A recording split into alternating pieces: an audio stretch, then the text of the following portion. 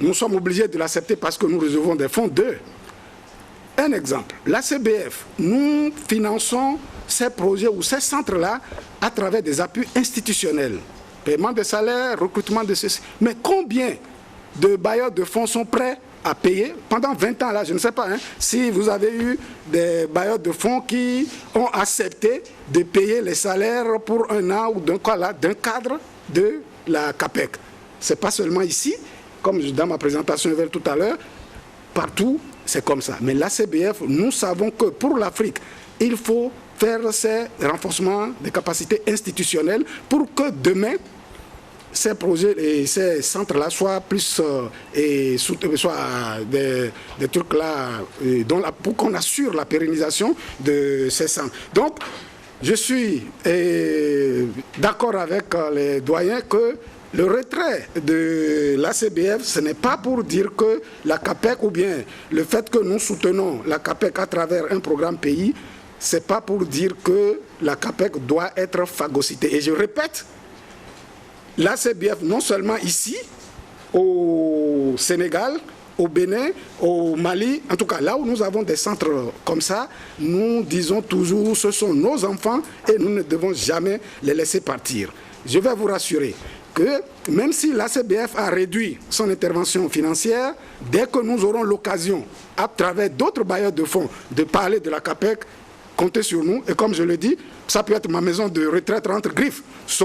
Comptez sur nous. La CAPEC ne peut même pas être classée sur le plan mondial, sur le plan africain, comme un think tank, classé même parmi ces gens et ce qu'on définit comme un think tank, s'il n'y a pas cette partie d'éclairage de quoi. Je vais m'arrêter, peut-être là j'ai trop, mais je peux vous assurer que la CBF et chers collègues, bon, nous ne serons pas là pour longtemps, mais la CBF ne pourra pas abandonner ces centres-là dont nous faisons notre fierté aujourd'hui. Parce que de tous les projets, ce n'est pas que je suis au ciré, de tous les projets que nous avons financés, les centres d'analyse sont nos produits.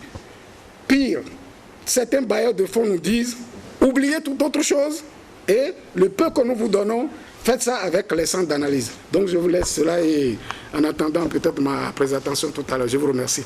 Merci. Merci, monsieur le directeur régional des opérations de l'ACBF. Donc, messieurs les présentateurs, deux personnes surtout ont été interpellées lors des échanges. Il s'agit donc du DG de la recherche et de monsieur Apia. Compte tenu du temps, vous voudriez rapidement, succinctement, en 3 minutes chacun maximum, répondre à ces préoccupations. Merci. Pour le résumé, nous n'avons pas donc fait ressortir tous ces éléments-là. Et au niveau d'un des 5 critères de l'efficacité, c'est le résumé de tous ces éléments qui ont permis de dire qu'il y a une pertinence, qu'il y a l'efficacité, qu'il y a l'efficience. Évidemment, si vous prenez le document projet, vous allez avoir par exemple le problème de think tank décerné par l'Université de Pennsylvanie. Tout ça a été souligné vraiment dans le document. Le document vraiment étayé et tous les éléments que vous avez soulevés y figurent. Maintenant, concernant sortir la CAPEC du projet, lorsqu'on faisait l'évaluation, la CAPEC était en fin. Le projet était à sa fin.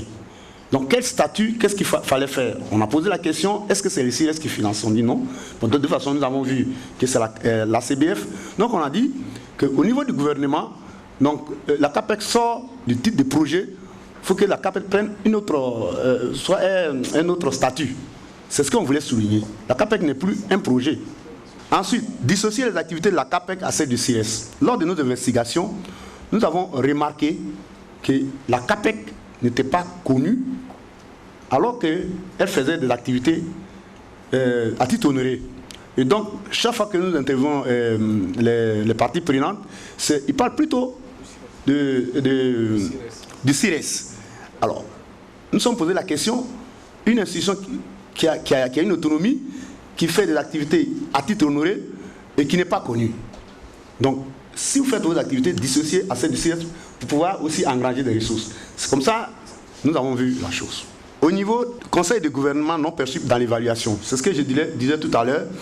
Et si vous prenez le rapport principal, tous ces éléments y figurent.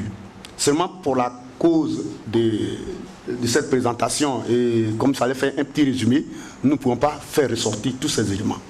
Donc quand vous allez prendre le document principal, vous allez donc voir ça. Effectivement, le problème d'ancrage à la fin de ce projet a posé problème. Je sais que ça va faire l'objet de beaucoup de débats au sein du CIRES, mais nous, notre perception, c'était, comme ce n'est plus un projet, la CAPEC devient quoi?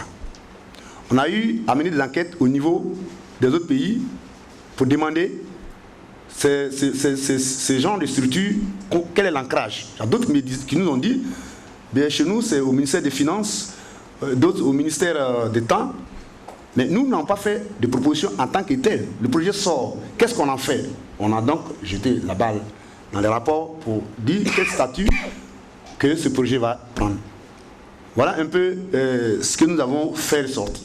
Le but, c'est de permettre à tous les domaines d'avoir justement cet instrument de veille stratégique-là pour réagir promptement. Même dans le domaine économique où vous dites qu'on est bien nanti, je pense qu'on n'est pas encore au niveau de la Chine, par exemple, qui identifie les besoins en Afrique de l'Ouest et qui inonde l'Afrique de l'Ouest de produits. Nous devons être, nous, Ivoiriens, capables de fournir des éléments à nos industriels pour dire, dans tel pays, voici les besoins, donc produisez dans ce sens-là. C'est un peu cet esprit-là. Mais dans d'autres domaines, que ce soit le domaine médical ou dans d'autres domaines de recherche, il faut des cellules où les chercheurs se rencontrent et identifient des problématiques qui portent. À côté de cela, il faut dire que les bailleurs de fonds en général orientent. Quand ils vous donnent de l'argent, ils vous disent voilà ce qu'on veut. C'est vrai que tout tourne autour des objectifs du millénaire, mais aujourd'hui, il y a encore des bailleurs de fonds qui nous font travailler sur des thématiques qui ne nous concernent pas directement, mais comme c'est eux qui donnent l'argent, nous sommes obligés de travailler. Donc nous devons, nous, au niveau local, identifier donc les problématiques et y travailler. Pour revenir à la question qui était posée, je pense que l'un des axes, c'est les PTG, le programme de travail gouvernemental, qui identifie également des problématiques et qui demande à la recherche d'y travailler.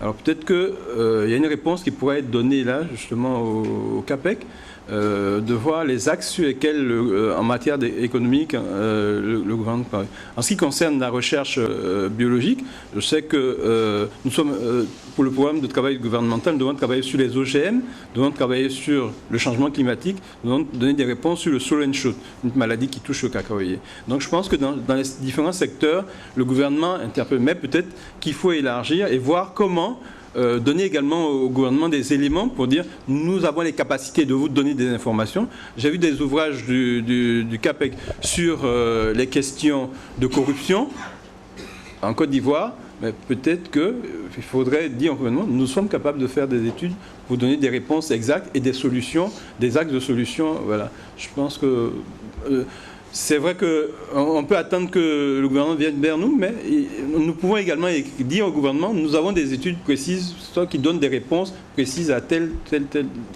élément. Je pense que comme ça, peut-être que le gouvernement s'intéresserait un peu plus à nous et nous donnerait un peu plus de moyens pour travailler sur ces axes-là.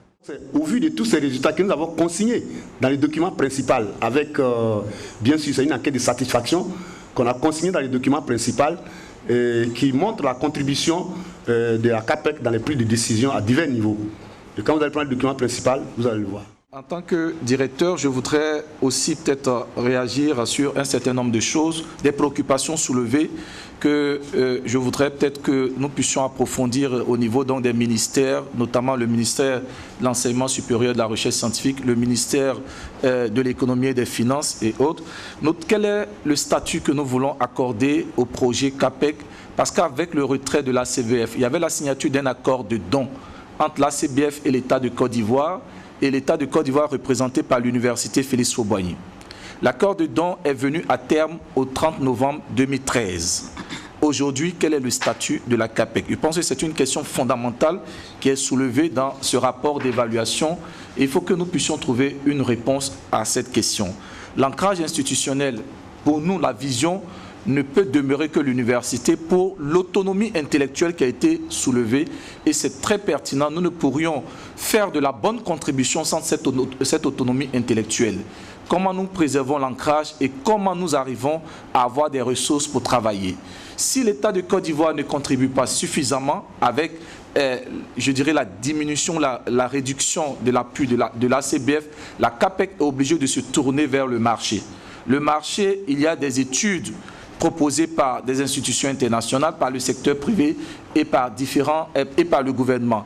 La CAPEC va se muer sans le vouloir en un cabinet d'études. C'est un risque et il faudrait aussi réfléchir à cela certainement pour éviter ou contenir ce risque. Nous avons proposé au ministère de l'économie alors une convention qui puisse permettre à la CAPEC d'appuyer le ministère. Le professeur Bama a parlé de l'appui institutionnel. Nous continuons d'appuyer le ministère et d'avoir également des ressources à travers cette convention qui avait été déjà signée et que nous demandons de relancer parce qu'on n'a pas pu la mettre en œuvre. Donc avec le professeur Mbo, lorsqu'il était directeur, cette convention avait été signée. Donc nous avons demandé qu'on puisse revoir cette convention. Le professeur Bamba est là. J'ai écrit au ministre.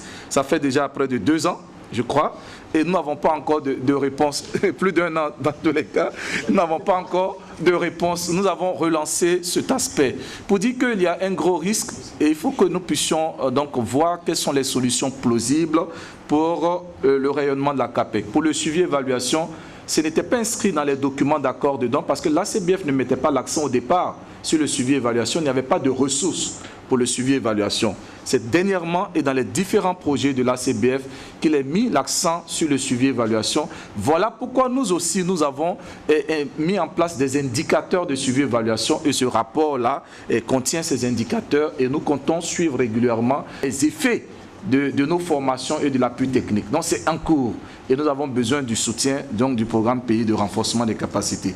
Mesdames et messieurs, quelques points de réflexion et je pense que la pause café nous aidera à digérer ces points.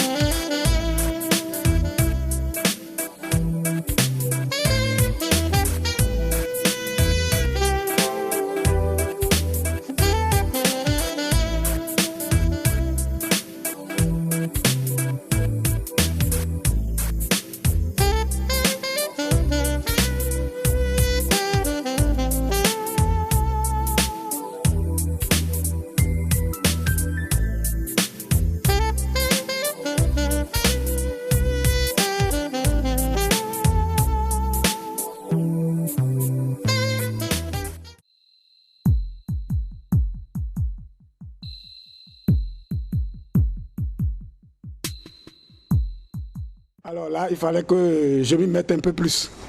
Et ce que j'ai fait, et j'ai essayé de résumer quelques éléments qui nous permettront peut-être de discuter, de faire quelques discussions et de revenir rapidement sur comment l'ACBF a contribué à l'émergence des think tanks en Afrique et comment ces think tanks ont pu aider à la prise de décision. C'est pourquoi ce mot-là est très important parce que c'est pour cela que j'étais revenu sur l'intervention du professeur Pegatinan tout à l'heure. L'ACBF ne crée pas des centres ou bien ne supporte pas des centres d'analyse de politique juste pour faire de recherche. Ça doit être des recherches appliquées et qui permettront aux décideurs politiques de prendre des décisions basées sur des résultats, ce que les anglophones disent « evidence-based decision ». Basé sur des cas concrets, des résultats empiriques. Pourquoi le mot think tank? Et c'est ça qui s'impose. Le thème think tank, comme nous le voyons, c'est un thème vraiment anglophone. Ça, il n'y a pas à dire. Et même la traduction française semble pas encore acquise. Les premiers think tanks sont nés aux États-Unis. La traduction que nous retenons pour la partie francophone, c'est laboratoire d'idées. Sur le plan fonctionnel, les think tanks ou laboratoires d'idées peuvent être définis comme des centres de formulation et d'analyse de politique permettant aux décideurs politiques et aux acteurs de développement de prendre des décisions éclairées. Donc, c'est des décisions vraiment basées sur des résultats et on ne navigue pas à vue. Donc vous voulez faire ceci, voilà les analyses empiriques, Voilà les résultats. Si vous faites ça, voilà là où vous allez, droit dans le mur. Si vous faites ceci, vous irez là. 2011, 2012, 2013. Voilà l'évolution au niveau du monde. Comme vous le savez, l'Afrique est en retard, mais pas si en retard que ça, mais il y a aussi l'Océanie qui est en retard. On constate qu'en Afrique, au sud du Sahara, la tendance à avoir des think tanks, c'est-à-dire ces laboratoires d'idées aidant à la prise de décision. Il ne faut pas faire, et j'insiste dessus, les think tanks sont différentes ou bien ont une particularité trop que les centres de recherche au niveau universitaire, c'est-à-dire la recherche fondamentale. Ici, c'est essentiellement des recherches appliquées et ta recherche appliquée n'a de valeur que quand elle est appliquée. Donc, si nous voyons cette évolution, ça veut dire que, bon, l'Afrique commence par donner d'importance à ces centres de recherche appliqués. Alors, nous avons pris rapidement, comme vous savez, les BRICS, qui sont les pays émergents, qui sont parmi les pays émergents et les plus émergents. Nous avons comparé de 2007 à 2008 l'évolution des think tanks dans ces pays-là avec l'évolution des think tanks au niveau de l'Afrique au sud du Sahara. Nous évoluons très bien dans la création de think tanks. Maintenant, le problème, c'est le problème de la pérennisation pour voir si nous devons continuer. Les think tanks, facteurs d'émergence, la dynamique des think tanks et l'émergence. Si vous voyez tout ça là, surtout quand on prend les BRICS, on constate qu'il n'y a pas d'émergence sans think tank. Les pays francophones qui comptent plus de nombre de think tanks, le pays là c'est le plus élevé, c'est au niveau du Cameroun, suivi du Sénégal, et nous avons la Côte d'Ivoire qui a 17. Tout ceci, comme je le disais, c'est basé sur les données du GoTo Global Think Tank Ranking, l'université de Pennsylvanie. D'abord, un think tank, comme je le disais ou bien je le répéterai tout à l'heure, doit avoir une autonomie et une indépendance intellectuelle. Sinon, la définition n'est pas... C'est un réservoir de pensée, mais pas pensée, comment on dit, unique ou déterminée par quelqu'un ou ailleurs. Les gens doivent être libres de donner les résultats tels qu'ils sont de leurs analyses et dire voilà ce qu'il faut faire. C'est pas... L'environnement politique est donc très important. Si nous ne pouvons pas dire, et ça je ne veux pas commencer par donner des exemples, nous sommes dans des régimes où nous ne pouvons pas dire en tant que chercheur, et là je reviens à ce qu'un collègue avait dit tout à l'heure, même moi je préférerais que la CAPEC reste à l'université, parce que jusqu'à nouvel ordre, nous avons encore entre griffes, si cette immunité-là, si elle existe encore dans certains pays, pour qu'on puisse, pour que la CAPEC puisse livrer clairement, sous le couvert de l'université, ces résultats et dire au gouvernement, faites ceci, vous aurez ça. Si vous faites cela, vous aurez peut-être le contraire. Donc, il y a l'environnement politique qui favorise l'émergence des koalas. Donc, les pays qui ont le plus de koalas sont des pays considérés comme des pays ayant une démocratie relativement avancée. Même en Afrique, comme je le disais tout à l'heure, même si nous n'avons pas une série plus longue, on va constater que l'évolution, le graphe que j'avais montré tout à l'heure, l'évolution est liée à la période où on constate une certaine démocratisation élevée. Le développement, ce qui est sûr, ça je l'avais aussi déjà dit, il ne peut pas avoir de développement économique et social que si les décisions impactant sur la vie des citoyens sont prises sur la base de résultats objectifs de recherche menée par des entités autonomes et indépendantes. Indépendance, là, je mets surtout l'indépendance intellectuelle, c'est-à-dire, comme je l'avais dit tout à l'heure, l'autonomie aussi, dans ce sens-là, mais nous avons besoin de l'argent. Donc, notre autonomie, ou bien l'autonomie de ces centres-là, ne veut pas dire qu'ils doivent aller faire des études commanditées, et faire des études pour d'autres personnes et dire ce que les bailleurs de fonds veulent que les centres disent. Non, ce n'est pas cette autonomie, cette indépendance. Voilà. L'existence de think tanks autonomes intellectuels et intellectuellement indépendants et fiables constitue, à n'en plus douter, le levier d'une croissance économique pro-pauvre. Là, je vais m'attarder un peu sur cela, ce paradoxe dans le monde et plus précisément en Afrique où il y a croissance, mais la pauvreté continue de nous hanter. Pourquoi ça? Les collègues économiques qui sont là, qui continuent de faire des recherches, peuvent dire qu'on sait pourquoi. Mais il faut que nous ayons l'occasion de dire ça et de discuter avec les gens qui constatent et ceux-là qui doivent prendre les décisions nécessaires pour la mise en œuvre des résultats de nos recherches pour que la croissance économique soit une croissance pro-pauvre. Sinon, comment on l'appelle, comme le disaient certains dans une ville où je vivais, c'est que la population ne mange pas ce que vous appelez le produit intérieur brut. Donc, ce produit intérieur-là, ce n'est pas dans ma poche. Donc, il faudrait que, quelle que soit l'évolution du produit intérieur brut, que cela va sur que ça retrouve dans le panier de la ménagère, comme on le dit. Le dialogue social. Les think tanks intellectuellement indépendants, non liés à des partis politiques ou à des groupes d'intérêt, peuvent faciliter le dialogue social et contribuer à des débats politiques francs. Ça, il n'y a pas de doute. Et nous avons des exemples, comme je le dis, j'ai pas de quoi là. Au Ghana, à côté, j'ai été témoin d'un think tank indépendant. Au début, tous les partis politiques se disaient non, est-ce qu'il n'est pas lié à tel parti, il n'est pas lié à tel autre. Quand ils ont constaté que ce n'est pas vrai, ils sont tous acceptés, les 8 candidats à la présidence de l'année passée ou l'année surpassée, à la dernière présidente, ce think tank-là, sans trompette ni tambour, a pu les réunir pour qu'ils signent un pacte. Donc, c'est comme cela. Si les gens vous prennent et disent que vous n'êtes pas, vous êtes vraiment indépendant dans vos analyses, on peut vous... Alors, les défis. C'est très bien, les think tanks peuvent contribuer à l'émergence dans les pays. La plupart des think tanks, et ça, je reviens sur ce que les collègues disent, il faut éviter que nous soyons obligés, je me dis, les think tanks soient obligés de ne faire que des études demandées par les bailleurs de fonds. Sinon, ils ne peuvent plus donner de conseils, même au niveau de la CBF. Parlant de la pérennisation, nous disons que il faut qu'ils aient des activités génératrices de revenus. C'est le terme que nous utilisons, c'est-à-dire faire des études et à titre honoré et faire payer. Mais on se dit, je pense que le professeur l'a dit aussi, s'ils vont là-bas, c'est qu'ils ne vont plus s'occuper des problèmes du pays.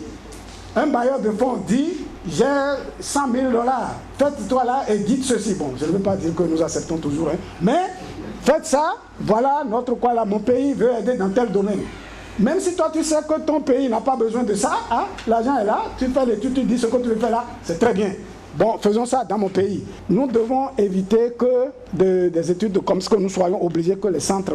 C'est pour cela que je disais tout à l'heure, et je le répète, il serait très difficile à la CBF vraiment d'abandonner ou de se retirer des think tanks que nous appelons, nous dans notre jargon, je l'ai dit tout à l'heure, les centres d'analyse de politique ou les unités de politique, parce que nous voulons que ces centres-là participent au développement économique et social de l'Afrique.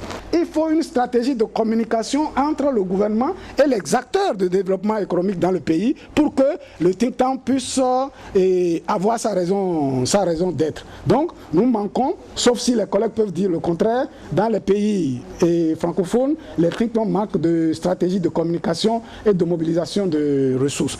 Depuis 1992, la CBF a été créée en 1991. Depuis 1992, nous avons commencé par aider les think tanks. Et à ce jour, nous en avons appuyé ou créé 35 et 29 continuent de recevoir des financements de la CBF.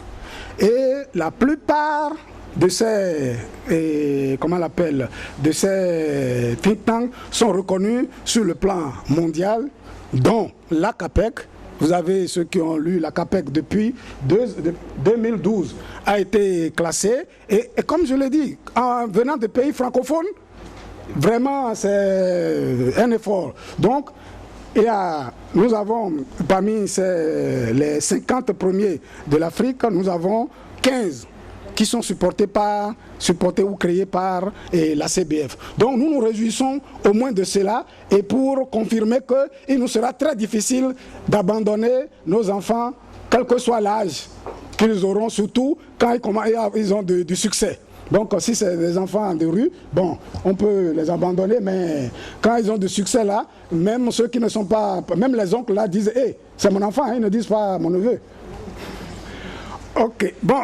Donc, nous avons eu une étude récente au niveau de la CBF qui a confirmé que la mise en place des structures telles que les think tanks est une bonne idée et que les think tanks et les centres d'analyse de politique, que nous les appelons, constituent des éléments de développement économique et social dans nos pays. Donc, je ne vais pas trop me...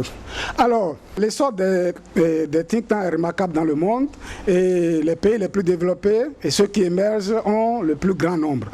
Au niveau de l'Afrique, si nous pensons des pays qui tendent vers l'émergence, il faudrait, et là, alors pour la Côte d'Ivoire aussi, un pays à vision d'émergence, les centres comme la CAPEC ne doivent pas, quel que soit ce que la CBF décidera, ou quelle que soit ce que la Banque mondiale décidera, la Côte d'Ivoire doit dire, la CAPEC, c'est mon centre, c'est ma cellule, et trouver les moyens de supporter. Et je pense, comme le dirait Obama, yes we can.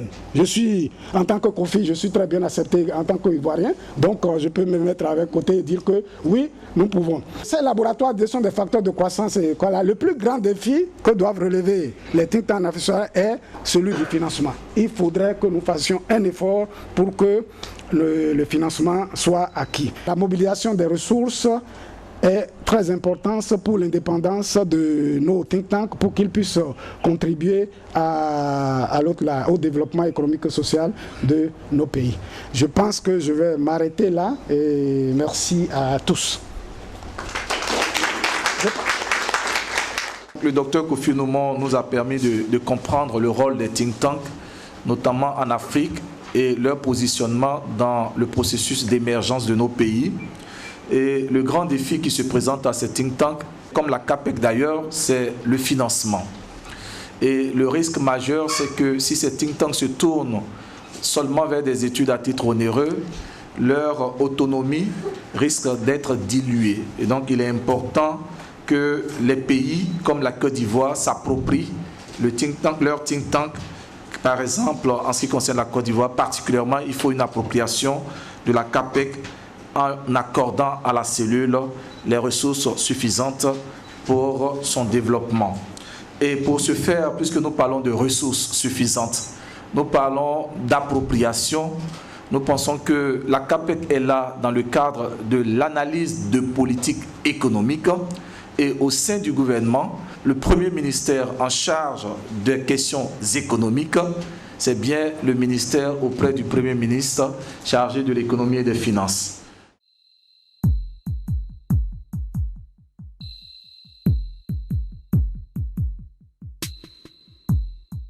Depuis la sortie de la crise post-électorale, le pays s'est placé sur un sentier de croissance assez appréciable qui devait le conduire, selon le programme PND, vers l'émergence à l'horizon 2020. Pour cela, il faut que ces choix, aussi bien de politique économique d'autres choses, soient évalués pour assurer la viabilité et la qualité de tous ces choix que nous faisons.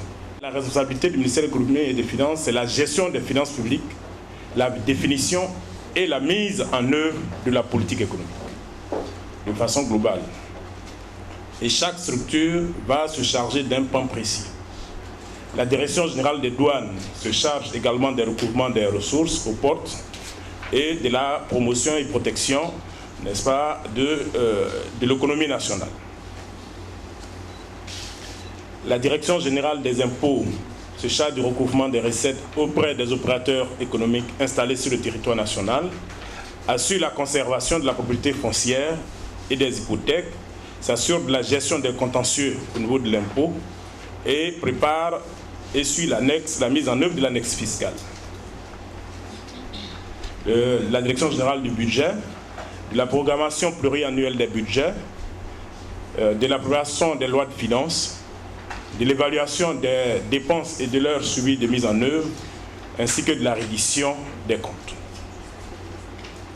Comme on le voit, toutes ces activités-là, et toutes ces missions sont des missions qui peuvent être mise à la sagacité de la CAPEC sur différents domaines. Nous n'allons pas les citer élément par élément, parce qu'on risquerait de rester là à traîner en longueur. Donc les champs possibles de collaboration, au-delà de ce que nous considérons comme l'essence même de survie de la CAPEC, qui est le conseiller par excellence des décideurs, c'est l'appui à l'élaboration et à l'évaluation des politiques économiques et financières. Comme je l'ai dit, il est de coutume de dire que le médecin, quand il se trompe, à la rigueur, c'est une personne qui empathie, mais quand l'économiste se trompe, imaginez la suite. Parce que c'est toute l'économie, toutes les personnes qui vivent à l'intérieur de l'économie qui en subissent les conséquences. Au deuxième élément, l'appui à la réalisation d'études économiques. Les quelques éléments que nous avons mis là ne sont que des exemples. C'est la raison pour laquelle nous avons mis des pointillés. L'appui à la formation et associer plus étroitement les structures techniques du ministère à la dissémination des résultats des travaux d'études et de recherche. Je pense que cet aspect est très important. Et on a parlé tout de suite de la visibilité de la CAPEC.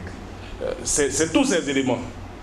Il est intéressant souvent d'associer les ministères de façon technique, le ministère de façon globale. Mais on sait souvent qu'à l'intérieur des ministères, il y a des structures techniques qui sont soit des directions d'études ou des directions d'analyse, qui devraient être l'interface directe de la CAPEC et que la CAPEC, sur laquelle la CAPEC devrait pouvoir s'appuyer. On a déjà échangé sur ces éléments et je pense que nous allons toujours continuer et nous mettre à la disposition de la CAPEC pour l'aider, pour le bonheur de toute la Côte d'Ivoire. Je vous remercie. Il a indiqué en gros ce que c'est, mais concrètement au jour d'aujourd'hui, bon, il faut savoir que les besoins d'études, de